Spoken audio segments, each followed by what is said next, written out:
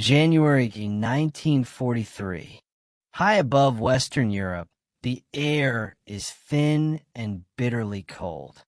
Sunlight glints off fractured cloud layers as German fighters climb to intercept another incoming formation. Below, the continent lies silent under occupation. Above it, engines howl. Luftwaffe pilots scan the sky and notice something new. Not sleek, not elegant, too large to be dangerous. A bulky American fighter hangs near the bombers, its broad wings steady, its radial engine churning like industrial machinery. To experienced German eyes, it looks slow, heavy, an easy kill. The kind of aircraft that should fall apart after the first burst of cannon fire. They roll in confidently. Then the sky erupts. 8 streams of .50 caliber fire tear outward, stitching the air with violent precision. Tracers converge in dense, overlapping cones. A Messerschmitt shudders as metal peels away. Another breaks apart mid-dive. The escort does not turn. It does not flee. It simply absorbs the attack and answers with overwhelming force. In seconds, assumptions collapse. What German pilots thought was a mistake in the sky is something else entirely.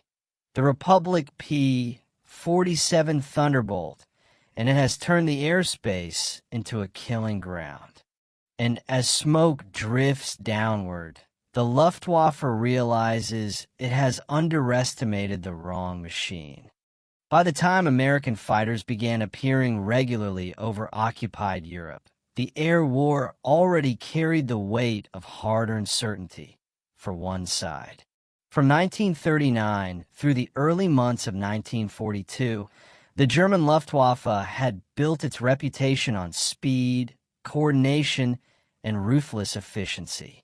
Over Poland, France, the Low Countries, and deep into the Soviet Union, German fighter pilots had learned to dominate the sky through experience and repetition.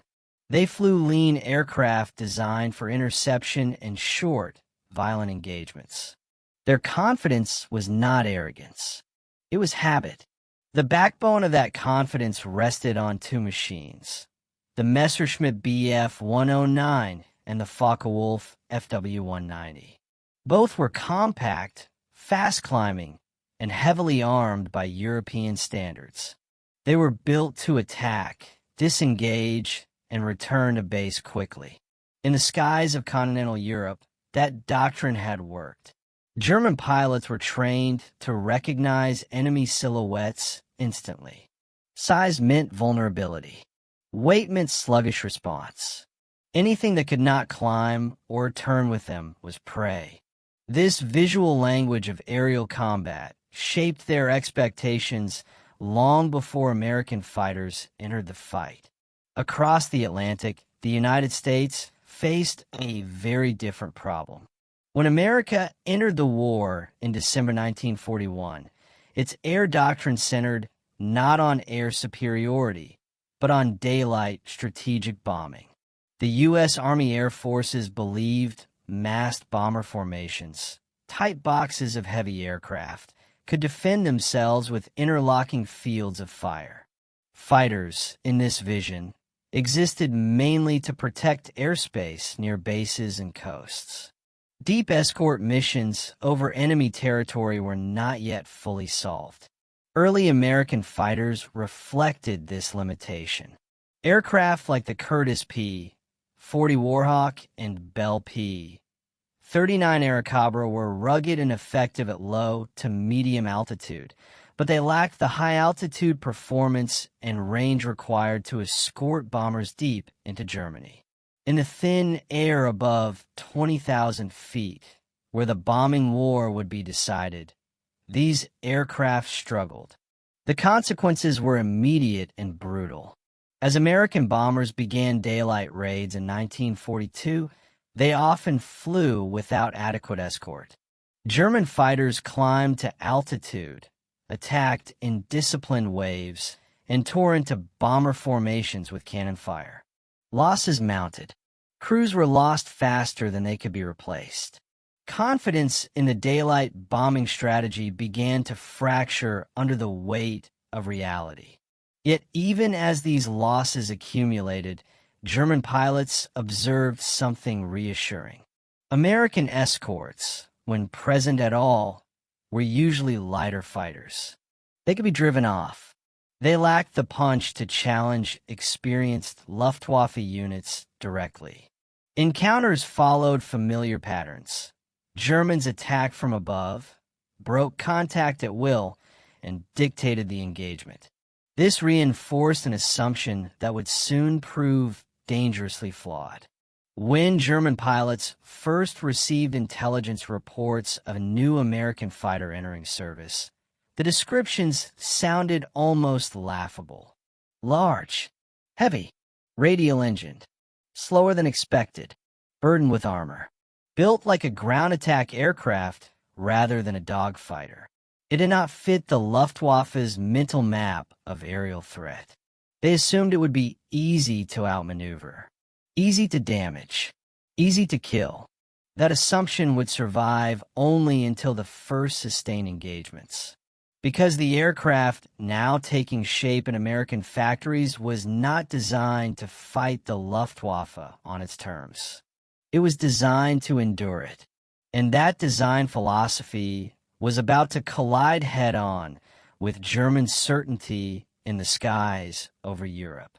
The conditions for that collision had already been set by the time the first thunderbolts crossed the channel, and understanding why requires looking deeper into how this aircraft was conceived in the first place. The aircraft German pilots dismissed at first glance was not the result of accident or excess. It was the product of a very specific American answer to a very specific problem. By 1940, as war engulfed Europe, American planners studied combat reports with growing unease. British losses over France and during the Battle of Britain revealed a hard truth. Fighters that could not survive heavy damage or operate effectively at high altitude were liabilities. Speed and agility mattered, but endurance, firepower, and resilience mattered just as much. The United States did not have the luxury of building a fighter only for short-range interception. Its war would be fought across oceans at long distances and over hostile territory where pilots could not simply glide home after taking a hit. American engineers were instructed to think differently. At the center of that thinking was Republic Aviation and its chief designer, Alexander Kartveli. Kartveli had no interest in creating the smallest or lightest fighter possible. He wanted one that could fight at altitude, dive faster than anything else in the sky, and bring its pilot home even after absorbing punishment that would destroy other aircraft. The solution was radical by European standards. Instead of a liquid-cooled inline engine, the aircraft was built around the Pratt & Whitney R2800 double Wasp radial engine, one of the most powerful piston engines ever put into a fighter. The engine was massive, but it was also durable. A radial could take hits that would instantly cripple an inline engine by rupturing coolant lines. Lose oil pressure, and survival was unlikely, but the chances were better. To exploit that power at altitude, engineers paired the engine with an advanced turbo supercharger system, ducked deep within the fuselage. This allowed the aircraft to maintain power above 25,000 feet, exactly where bomber formations operated and where German interceptors expected to fight unescorted prey. The airframe grew around these requirements. The wings were thick, not elegant. They housed fuel, landing gear, and, most critically, 8.50 caliber Browning machine guns. This was not a compromise. It was a statement. American planners believed air combat would increasingly involve short firing windows at high closing speeds. When the trigger was pulled, the result had to be decisive.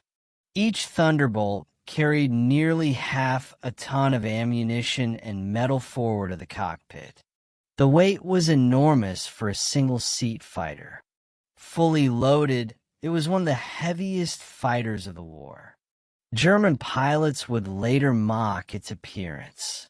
They called it clumsy, too big to turn, too slow to matter, but they were judging it by the wrong metrics. The Thunderbolt was not built to outturn a Messerschmitt Bf 109 in a tight spiral.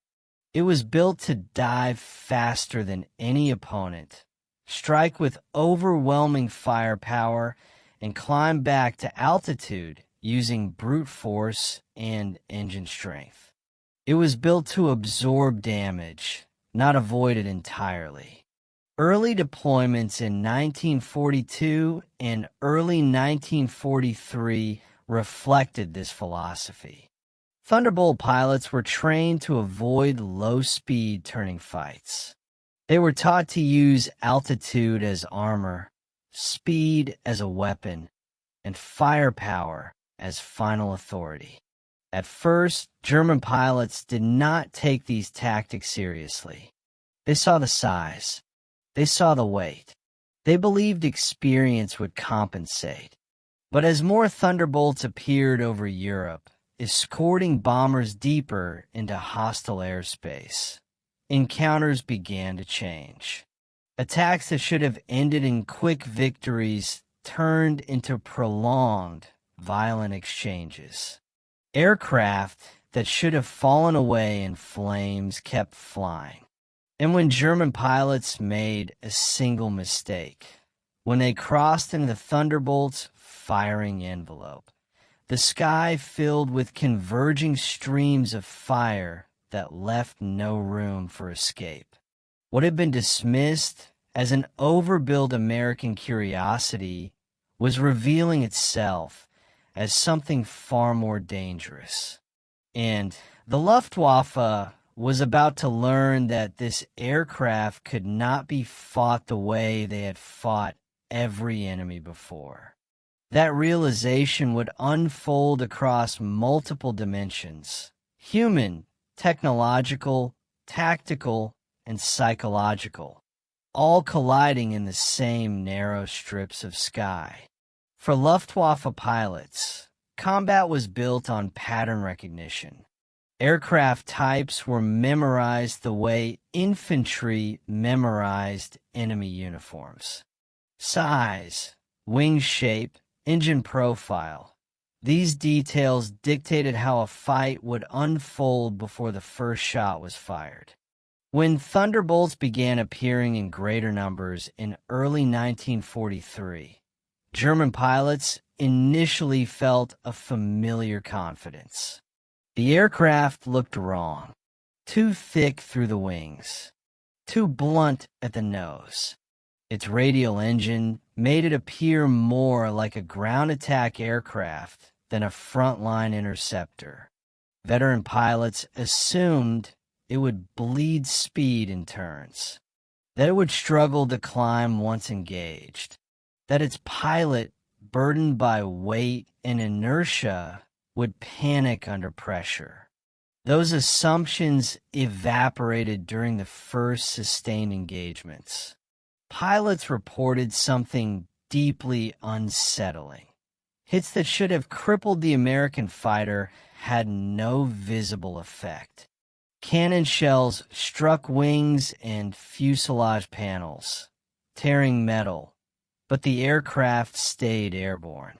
Control surfaces responded. The Thunderbolt did not spin. It did not disengage in fear. Instead, it often did something unexpected. It dove. The aircraft's sheer mass became an advantage. Gravity, combined with the power of the R-2800 engine, allowed the Thunderbolt to accelerate beyond what German fighters could safely follow. Luftwaffe pilots who attempted pursuit risked structural failure at high speed. Those who broke off watched the American fighter pull away, only to reappear moments later from above. The psychological effect was immediate. German pilots began to speak of the Thunderbolt as something that did not behave like a normal fighter.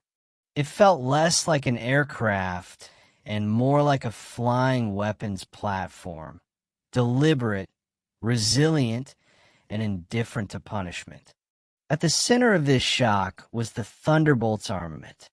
8.50 caliber machine guns, mounted 4 in each wing, created one of the densest forward-firing weapon arrays of the war. When fired in unison, the volume of metal was staggering. At convergence range, the sky in front of the aircraft seemed to thicken with tracer fire. German fighters were not lightly built, but they were not designed to absorb this kind of concentrated firepower. A single burst from the Thunderbolt could tear through engine mounts, cockpit armor, and fuel systems almost instantly. Unlike cannon-based armament, which relied on fewer, more destructive shells, the Thunderbolt's guns produced a continuous stream of kinetic energy. Hits accumulated. Rapidly, control cables were severed. Radiators ruptured. Pilots were wounded before they even understood they were under attack. This was not a weapon designed for warning shots. It was designed for decisive contact. Equally important was what happened when the Thunderbolt was hit. The aircraft's radial engine lacked vulnerable coolant lines. Its cockpit was surrounded by armor plating. Its fuel tanks were self-sealing. Damage that would have doomed other fighters often resulted in nothing more than drag and vibration. Thunderbolt pilots began returning with aircraft riddled by holes, some with entire sections of wing missing, yet still flyable. German pilots noticed this too. Victories that seemed certain did not result in falling wreckage. Instead, damaged Thunderbolts limped away, trailing smoke but refusing to die. This eroded confidence in the Luftwaffe's most basic assumption, that correct tactics would always produce predictable results. They were now fighting an enemy that could absorb mistakes. And that changed everything, because once survivability and firepower entered the equation together, the engagement was no longer about elegance or finesse. It became about who could stay in the fight the longest and who could deliver the most damage in the shortest possible time. That realization forced both sides to adjust their tactics, and it opened the door to a much broader transformation in how air combat over Europe would be fought. The Thunderbolt did not change the air war by accident. It changed it because American pilots were trained to fight differently. Early in its deployment, losses made one lesson clear: turning fights were forbidden. Thunderbolt squadrons were instructed to stay high, stay fast, and never bleed energy unless the kill was certain. Altitude was treated as currency. Speed was treated as survival. This doctrine, later described as boom in zoom, fit the aircraft perfectly. Thunderbolt pilots climbed above bomber formations and waited. When German fighters committed to an attack, the Americans dove from altitude, fired in short, devastating bursts, and used their superior dive speed to escape before a counterattack could form. There was no lingering, no honor duel, only impact and withdrawal. German pilots, trained to press advantages through maneuvering combat, found themselves repeatedly denied the fight they wanted. Each failed interception drained fuel, time, and morale. Each failed pursuit reinforced the same conclusion. The Thunderbolt controlled when combat happened and when it ended. Over time, this shifted the geometry of the air war itself. Bombers were no longer isolated targets. They were moving centers of defended airspace, wrapped in fast, heavily armed fighters that punished aggression. These tactics were not improvised in the cockpit alone. They were enforced from above.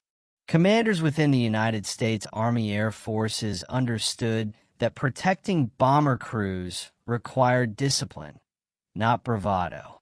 Pilots who chased individual kills at the expense of formation integrity were reprimanded. Survival of the force mattered more than personal scoreboards. This was a departure from earlier air combat culture. The Thunderbolt was not meant to produce aces in the traditional sense. It was meant to produce air superiority through attrition. And it worked. By mid-1943, Thunderbolt units were no longer reactive. They were proactive. Sweeps were flown ahead of bomber streams. Luftwaffe airfields were attacked. German fighters were forced to launch under pressure, climb under threat, and fight on unfavorable terms. Leadership had aligned aircraft capability with operational purpose, and the result was a steadily tightening grip on the sky. The German response was swift but insufficient. Pilots were instructed to avoid prolonged engagements with Thunderbolts. Attacks were to be made in mass, from specific angles, with strict breakaway points. New tactics emphasized head-on passes, exploiting the aircraft's large frontal area. But these adaptations came at a cost. Head-on attacks were among the most dangerous maneuvers in air combat. Closing speeds exceeded 600 miles per hour. Reaction time shrank to fractions of a second. And when Thunderbolts fired first, their 8 guns filled the approach path with metal. Losses mounted. Reports filtered upward through the Luftwaffe command structure describing an enemy fighter that could not be intimidated, could not be easily destroyed, and could not be forced into disadvantageous combat. Veteran pilots were lost. Training pipelines could not replace them. What began as underestimation hardened into reluctance. German pilots still fought, but now with caution, calculation, and growing awareness that the balance of power was shifting against them. The Thunderbolt was not unbeatable, but it was unforgiving, and every mistake it punished was permanent. By the end of 1943, the question was no longer whether German pilots had underestimated this aircraft. The question was how long they could continue fighting it at all. Because the next phase of the air war would no longer be defined by learning curves or adaptation, but by decisive moments where air superiority was either seized or lost forever. By early 1944, the air war over Europe had reached a breaking point. The Luftwaffe still launched to intercept American bombers, but the conditions had changed. Where once German pilots climbed to altitude expecting scattered resistance, they now rose into airspace already claimed by enemy fighters. The escorts were no longer temporary. They were constant, and among them, the Thunderbolt was impossible to ignore. The turning point did not arrive in a single dramatic day. It emerged through accumulation, through repeated encounters where German pilots entered combat confident in doctrine and exited shaken by results. One of the clearest signs came during large-scale escort missions over central Germany. Thunderbolt groups flew ahead of the bombers, not behind them. They swept known interception routes. They attacked assembling German formations before they could organize.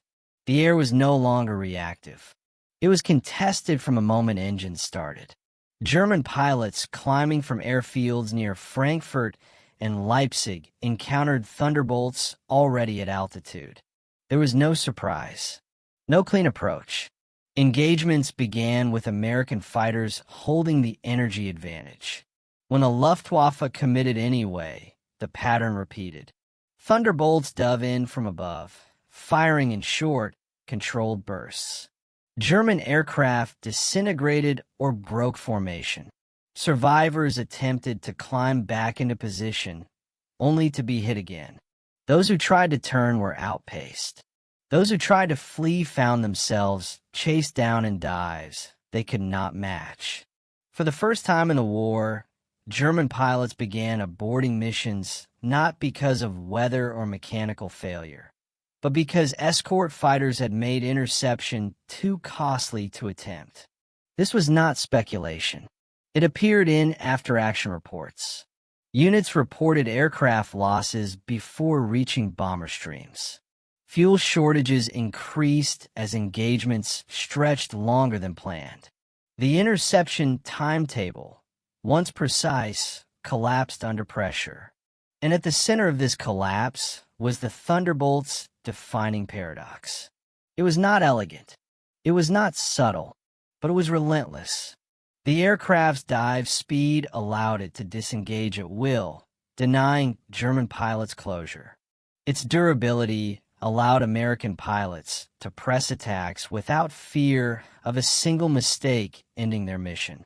Its firepower meant that when a firing solution appeared, the result was often immediate and irreversible. German pilots began to describe encounters in stark terms. Engagements were no longer contests of skill, but calculations of risk.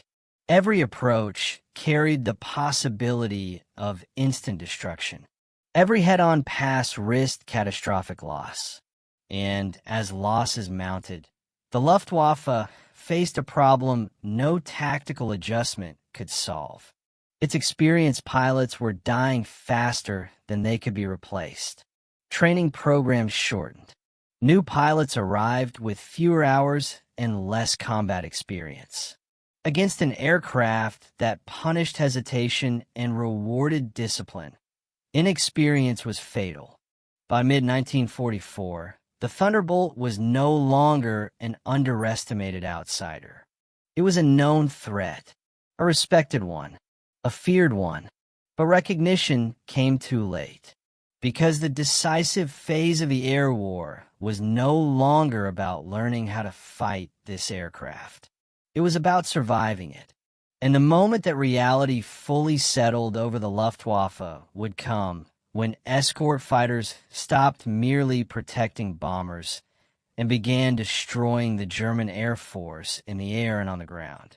The full impact of the Thunderbolt was most visible during the spring and summer raids of 1944 as the United States Army Air Forces escalated deep penetration bombing missions over Germany. Escort groups, primarily composed of Republic P, 47 Thunderbolt squadrons, now routinely met Luftwaffe formations at altitude before they could reach the bomber streams. The Luftwaffe attempted massed attacks, combining Messerschmitt Bf 109 and Focke-Wulf FW 190 units in coordinated dives.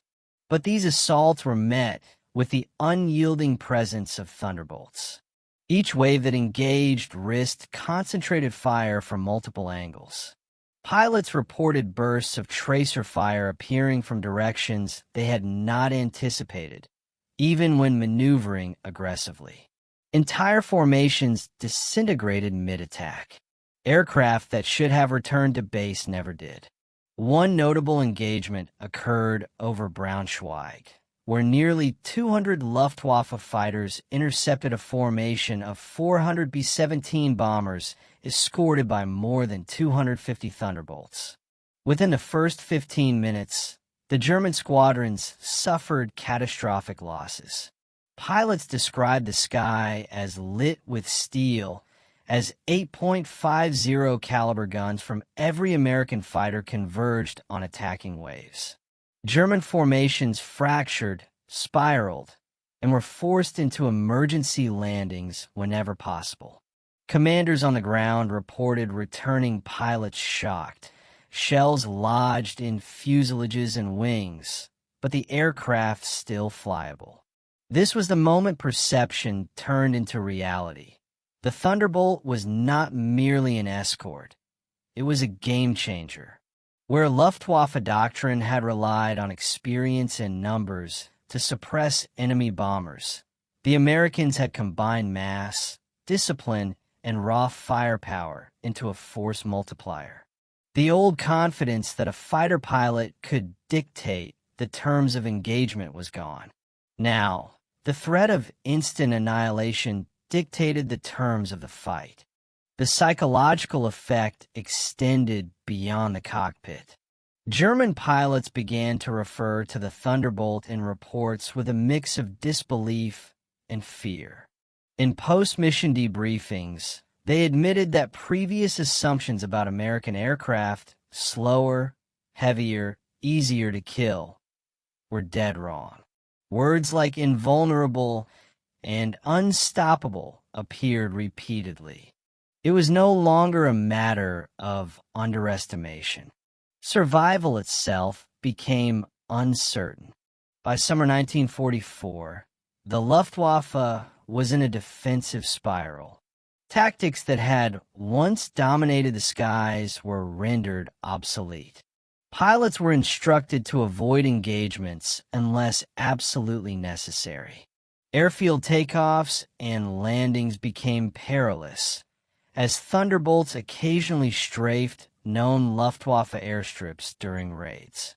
The once dominant German fighter force, trained to dictate the tempo of combat, found itself responding to an adversary whose doctrine emphasized overwhelming firepower, resilience, and calculated aggression. The consequence was a tipping point in the European air war. The Thunderbolt had transformed escort strategy into offensive air dominance. The Luftwaffe, for all its experience and technical skill, could no longer challenge formations without incurring losses that were unsustainable. The sky had become a hunting ground in which American discipline and firepower redefined the balance of power. And from this turning point, the consequences would cascade, not only in pilot attrition, but in the strategic control of the air, the success of bombing campaigns, and the eventual collapse of German aerial resistance. The Thunderbolt had claimed its place as a decisive factor, and the next phase of the war would be fought on the terms it had set. The operational impact of the Thunderbolt's arrival over Europe was immediate and severe. German fighter units, long accustomed to controlling engagements, now faced an enemy that could dictate both the pace and outcome of combat. Luftwaffe operational reports from 1944 reveal the depth of the problem. Squadrons routinely returned with fewer aircraft than had taken off, and veteran pilots, some with hundreds of combat hours, were lost in engagements that previously would have been survivable. The attrition was compounded by a fundamental shift in aerial warfare. Before the Thunderbolt, Luftwaffe pilots could rely on superior maneuverability and tactical initiative to offset numerical disadvantages. Now, any misjudgment in altitude, approach, or timing could result in near-instant destruction. The combination of heavy armor, 8.50 caliber machine guns, and disciplined boom and zoom tactics made even small mistakes deadly. Bomber escort missions, once a liability, became increasingly survivable. B-17 Flying Fortresses and B-24 Liberators, previously vulnerable during daylight raids, now had a high chance of reaching their targets intact when accompanied by thunderbolts. German pilots attempting to intercept these formations faced a dilemma: attack and risk catastrophic losses, or refrain and allow bombers to complete their missions. Luftwaffe commanders documented that entire sorties were aborted simply because American escorts held superior energy and firepower. The numbers tell the story. During key raids in 1944, German units reported loss rates ranging from 20% to 40% of engaged aircraft, a figure previously unheard of for concentrated fighter formations. Experienced pilots were increasingly replaced by hastily trained recruits with minimal combat hours. The quality of Luftwaffe air crews, once their most decisive advantage, was rapidly declining. The psychological toll on German pilots was profound. After-action reports frequently described feelings of helplessness and fear, a stark contrast to the confidence that had characterized early campaigns in France, Britain, and the Soviet Union. Commanders noted that the very presence of thunderbolts altered Luftwaffe decision-making. Pilots hesitated, formations fragmented, and attacks became more cautious. Aggression, previously a hallmark of German aerial doctrine, was replaced with defensive calculation. Beyond the immediate losses, the Thunderbolt's operational impact forced the Luftwaffe into a reactive posture. German fighters were no longer dictating combat. They were responding to American moves. This shift undermined the Luftwaffe's ability to protect industrial targets, maintain air superiority, and support ground operations. The cumulative effect of repeated attrition, diminished morale, and tactical disruption marked the beginning of a systemic decline in German aerial power. The first stage of the aftermath was clear. The Thunderbolt had not only protected bomber formations, it had begun to erode the Luftwaffe's dominance in the air, a trend that would accelerate as more aircraft joined the fight and American tactics evolved further.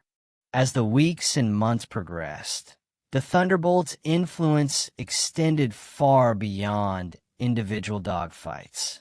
Its presence reshaped the broader air war, creating a strategic ripple that the Luftwaffe struggled to counter. American bombers could now penetrate deeper into Germany with significantly reduced losses, directly affecting critical industrial centers, transportation hubs, and military supply lines. The Luftwaffe's attrition crisis was compounded by production and fuel shortages. Each lost aircraft and pilot represented a difficult-to-replace asset, and with American fighter escorts consistently neutralizing attempts at interception, German operational flexibility was shrinking. By mid-1944, intelligence reports quietly admitted that conventional interception tactics were insufficient. Veteran commanders wrote of the need to preserve remaining forces, acknowledging that the Thunderbolt had forced an uncomfortable defensive mindset. Reports from German frontline pilots highlighted a startling psychological effect. Fear and hesitation had replaced the aggressive instincts that had long defined Luftwaffe culture. Pilots who previously executed daring attacks now relied heavily on coordination, altitude advantage, and numerical superiority. Even then, engagements with Thunderbolts were described as reckless or costly because the Americans had turned predictable attack patterns into liabilities. Strategically, this shift accelerated the success of Allied bombing campaigns. Cities like Berlin, Hamburg, and industrial complexes along the Ruhr were subjected to sustained bombardment with fewer interruptions from enemy fighters.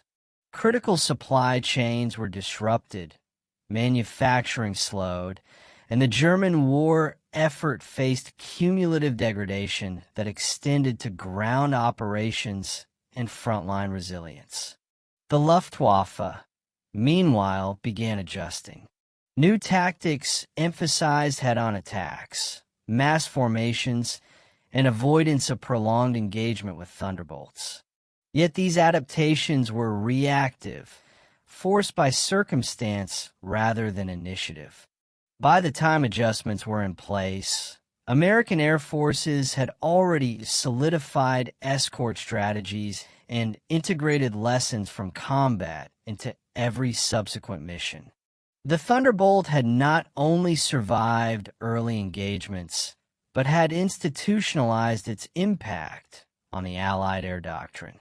Reports from surviving German units confirm the lasting effect. Statements note that combat over German territory became untenable without careful planning, numerical superiority, or extreme caution. For many pilots, encounters with Thunderbolts became synonymous with survival challenges rather than opportunities for tactical display. The aircraft had shifted the psychological and operational balance in the European theater. Ultimately, the Thunderbolt demonstrated that technological design, combined with disciplined tactics and strategic deployment, could fundamentally alter the dynamics of warfare. It was no longer a question of whether American fighters could survive. They were now defining the terms of engagement and forcing the enemy into defensive reaction. By the end of 1944, the Luftwaffe's capacity to contest the skies over Germany had been severely diminished, setting the stage for the final Allied air supremacy that would support ground operations across France and the Low Countries. The stage was now set for reflection. The Thunderbolt had not merely won battles. It had reshaped the psychology, tactics, and ultimate outcome of the air war in Europe. The story of the Thunderbolt is not one of speed or elegance. It is a story of calculated design, disciplined execution, and the unforgiving arithmetic of warfare. What German pilots initially dismissed as a lumbering, slow, and overbuilt fighter revealed itself as a machine built for survival, for firepower, and for control of the skies. It demonstrated a profound truth about war. Assumptions, no matter how long held, are fragile in the face of innovation. Size, weight, and brute force, qualities once thought to be liabilities, became decisive when applied with strategy and precision. The sky became a testing ground where human courage met engineered endurance, and where perception collided with reality. The Thunderbolt did more than protect bombers. It reshaped air combat itself. It forced the Luftwaffe to rethink tactics, reconsider risk, and confront the limits of experience and training. Pilots on both sides learned that the air war was no longer just a contest of skill or daring. It was a contest of design philosophy, of discipline, and of strategic foresight. Beyond its immediate tactical impact, the Thunderbolt's legacy echoes in history as a lesson in adaptability and preparation.